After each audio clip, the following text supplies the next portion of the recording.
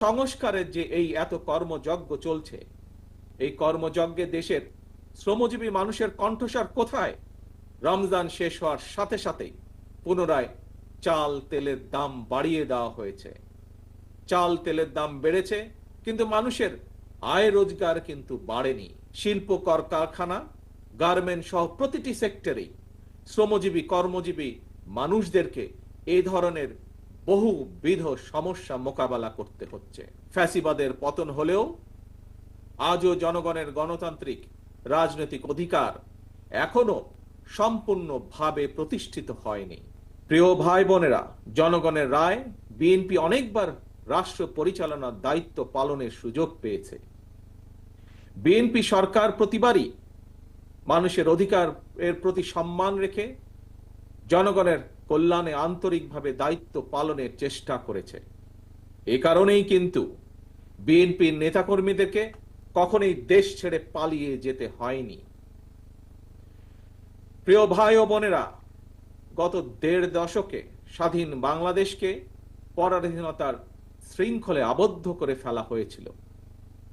দুর্নীতি, দুঃশাসন চালিয়ে পলাতক স্বৈরাচার জনগণের স্বাধীনভাবে বাঁচার অধিকার, ভোটের অধিকারকে কেড়ে নিয়েছিল, জনগণকে করেছিল ক্ষমতাহীন।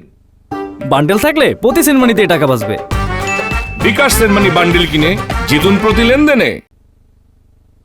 হাজারো শহীদের রক্তের বিনিময় বীর জনতার গণ অভ্যুত্থানে ৫ই আগস্ট ফ্যাসিবাদের পতন ঘটেছে। কিন্তু ফ্যাসিবাদের পতন হলেও আজও জনগণের গণতান্ত্রিক রাজনৈতিক অধিকার এখনো সম্পূর্ণভাবে প্রতিষ্ঠিত হয়নি, এবং এই কারণেই শ্রমজীবী কর্মজীবী মানুষ এখনো তাদের নির্বাচিত প্রতিনিধিদের মাধ্যমে নিজেদের দুঃখ দুর্দশার কথাগুলো সরকারের কানে পৌঁছে দেওয়ার সুযোগ পাচ্ছে না। প্রিয় ভাই বোনেরা, এই ক্ষেত্রে আমি আপনাদের সামনে একটি উদাহরণ তুলে ধরতে চাই। আপনাদের নিশ্চয়ই সকলের কম বেশি জানা আছে, এবছর আলু চাষের সঙ্গে যারা জড়িত ছিলেন আপনারা সকলেই কম বেশি জানেন, দেশে কিন্তু এবছর বার্ষিক চাহিদার চেয়েও বেশি আলু উৎপাদিত হয়েছে। আলুর বাম্পার ফলনের কারণে কৃষকের মুখে কিন্তু হাসি ফোটার কথা ছিল, অথচ আলু উৎপাদন করে কৃষক ভাইরা এখন বিপাকে পড়েছে।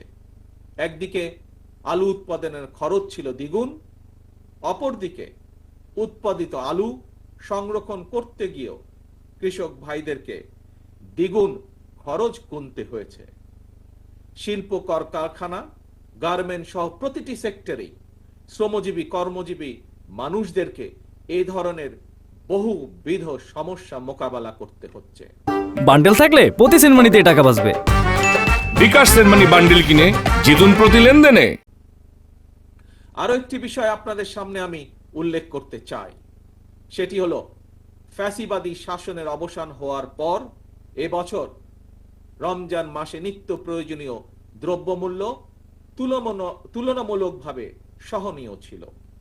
এজন্য আমরা আমাদের দল এবং জনগণের পক্ষ থেকে অন্তর্বর্তীকালীন সরকারকে ধন্যবাদ জানাই। কিন্তু প্রিয় ভাই বোনেরা, রমজান শেষ হওয়ার সাথে সাথেই পুনরায় চাল তেলের দাম বাড়িয়ে দেওয়া হয়েছে। চাল তেলের দাম বেড়েছে, কিন্তু মানুষের আয় রোজগার কিন্তু বাড়েনি। তাহলে জনগণ এখন তাদের এমন ভোগান্তির কথা কার কাছে, কোথায়, কিভাবে বলবে? প্রিয় কৃষক শ্রমিক ভাই ও বোনেরা, দেশে এখন প্রতিনিয়ত সংস্কার নিয়ে শোরগোল চলছে। গণমাধ্যমের খবর কিংবা টিভির টকশো সবখানেই সংস্কার নিয়ে আলোচনা। কিন্তু সংস্কারের যে এই এত কর্মযজ্ঞ চলছে, এই কর্মযজ্ঞে দেশের শ্রমজীবী মানুষের কণ্ঠস্বর কোথায়? কৃষক শ্রমিকরা তো গ্রামীণ অর্থনীতির মূল চালিকা শক্তি। তাহলে তারা কোথায়, কার কাছে, কিভাবে তাদের সমস্যা সম্ভাবনার চিত্র তুলে ধরবে? কে তাদের প্রতিনিধি? রাজনৈতিক দলের প্রতিনিধি হিসাবে আমরা মনে করি প্রান্তিক জনগোষ্ঠীর দুঃখ দুর্দশার সমস্যা সম্ভাবনার কথাগুলো যাতে রাষ্ট্র এবং সরকারের কানে পৌঁছে, এই জন্যই জনগণের প্রত্যক্ষ ভোটে নির্বাচিত জনপ্রতিনিধি, নির্বাচিত জাতীয় সংসদ এবং নির্বাচিত সরকার প্রয়োজন। কারণ জনগণের প্রত্যক্ষ ভোটে নির্বাচিত প্রতিনিধি, নির্বাচিত সরকার অবশ্যই জনগণের কথা শুনতে বাধ্য।